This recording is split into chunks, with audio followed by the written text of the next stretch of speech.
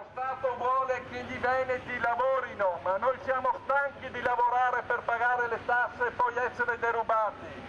Pretendiamo rispetto. Abbiamo perso solo noi i soldi, solo noi risparmiatori, ma tutti i cittadini del Veneto saranno chiamati a pagare la pensione anticipata ai dipendenti, a pagare i milioni di euro agli amministratori delle banche che hanno fatto fallire queste banche. Castellana bloccata, traffico in tilt in centro a Vedelago. Monta sempre più la protesta dei risparmiatori truffati dalle banche venete. Sempre più numerosi, sempre più determinati. Sarà, dicono, un'estate caldissima. Il corteo sfila in strada, raggiunge il municipio, scendono il sindaco Cristina Andretta e il suo vice Marco Perin, anche lui un risparmiatore beffato. I sindaci debbono assumersi le proprie responsabilità e noi qui come risparmiatori formalmente lo chiediamo al sindaco di Vedelago come lo chiederemo a tutti i sindaci del Veneto e d'Italia. L'unica parola è impotente, ma è quello che si vive da sindaco ormai da 4 anni di questo mandato, quando molto spesso si viene chiamati in causa a prendere scelte che non hanno il coraggio di prendere a Roma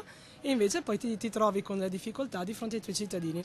Noi veneti purtroppo, lo ridico, siamo abituati tanto a lavorare, poco a protestare, è a volte una qualità, in questo caso è una negatività. Dovevamo essere tutti in piazza con questa gente perché è stata una vera e propria truffa ai danni dei risparmiatori di queste banche popolari. Adesso continueremo la nostra protesta civile, andremo a Vicenza con le auto, andremo a bloccare le autostrade, bloccheremo le ferrovie, gli aeroporti e non ci fermeremo fino a che non abbiamo una risposta da chi governa questo nostro Stato, che è uno Stato alla deriva.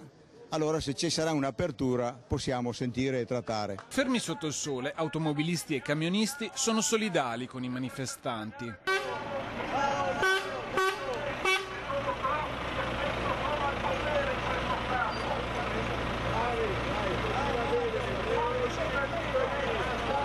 Il corteo sfila verso la sede della Popolare di Vicenza.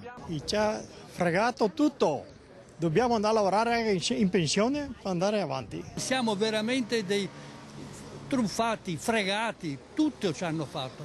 E purtroppo l'unica cosa che possiamo fare è quella che stiamo facendo oggi. Io sono il fratello della signora che ha tentato il suicidio nella Veneto Banca di Montebelluna il 26 di giugno. L'hanno salvata per miracolo perché ha tentato il suicidio ovviamente con una siringa di insulina. Lei dice che a settembre non tornerà a scuola in quanto fa l'insegnante e potrebbe ancora rifarlo se non gli ritornano tutti i nostri soldi. Continueremo a tappeto in modo capillare dappertutto, non avrete tregua neanche d'estate, d'autunno e d'inverno, inteso?